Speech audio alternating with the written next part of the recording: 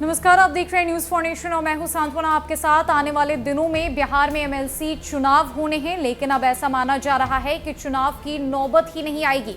आपको बताएं कि इस बार के एमएलसी चुनाव में 7 सीटें खाली हुई थी। नामांकन की प्रक्रिया पूरी हो चुकी है। ऐसे में राजद ने अपने 3 उम्मीदवार मैदान में उतार दिए हैं। बीजेपी और जदयू की तरफ से भी 2-2 उम्मीदवारों का नामांकन हो चुका है। 7 सीटें ही खाली थी और 7 सीटों पर नामांकन की प्रक्रिया हो चुकी है। हालांकि ऐसा माना जा रहा था कि बिहार में लेफ्ट पार्टियों की तरफ से, जिसमें कांग्रेस भी शामिल है, उम्मीदवार मैदान में उतारे जाएंगे, लेकिन नामांकन की तिथि समाप्त हो चुकी है।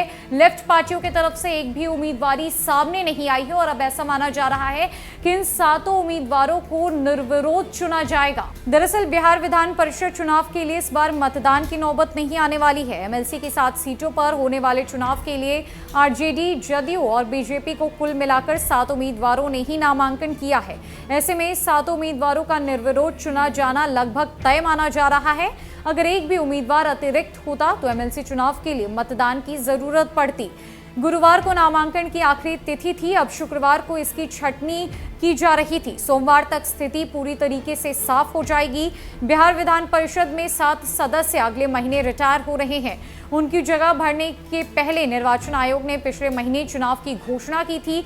आरजेडी के 3 उम्मीदवार मोहम्मद कारी, मुन्नी रजक और अशोक कुमार पांडे ने सोमवार को ही नामांकन पत्र दाखिल कर दिया। वहीं बीजेपी उम्मीदवार हरी सहनी और अनिल शर्मा ने गुरुवार को जदयू प्रत्याशी अफाक अहमद और रविंद्र सिंह के साथ मिलकर पर्चा भरा।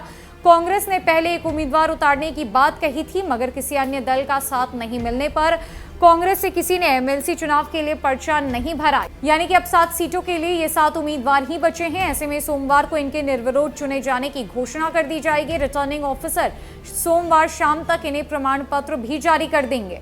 बिहार में होने वाले एमएलसी चुनाव को लेकर नामांकन की प्रक्रिया समाप्त हो चुकी है। स्क्रूटनी भी की जा चुकी है। अब बारी है टिकट मिलने की।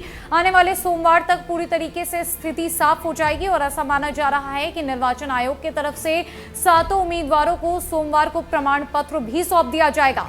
बीते दिनों ये कयास लगाए जा रहे थे कि कांग्रेस किसी अन्य दल के साथ मिलकर अपने एक उम्मीदवार को मैदान में उतारेगी। ऐसा यह भी माना जा रहा था कि कांग्रेस माले के साथ मिलकर इस बार एमएलसी का चुनाव लड़ेगी, लेकिन ऐसा होता हुआ बिल्कुल नजर नहीं आया। कांग्रेस या किसी अन्य पार्टी की तरफ से कोई उम्मीदवार मैदान में नहीं दिखा। अब ये लगभग तय माना जा रहा है कि बिहार में एमएलसी चुनाव के मतदान की नौबत नहीं आएगी। 7 उम्मीदवारों ने जिन्होंने नामांकन पत्र दाखिल किया है उन्हें निर्विरोध ही चुन लिया जाएगा, जिनमें आरजेडी की तरफ से 3 उम्मीदवार, बीजेपी और जदयू की तरफ से 2-2 उम्मीदवार चुनावी मैदान में शामिल है। फिलहाल के लिए इस अपडेट में इतना ही। कई रिपोर्ट्स के लिए हमारे साथ बनी रही न्यूज फॉर नेशन में।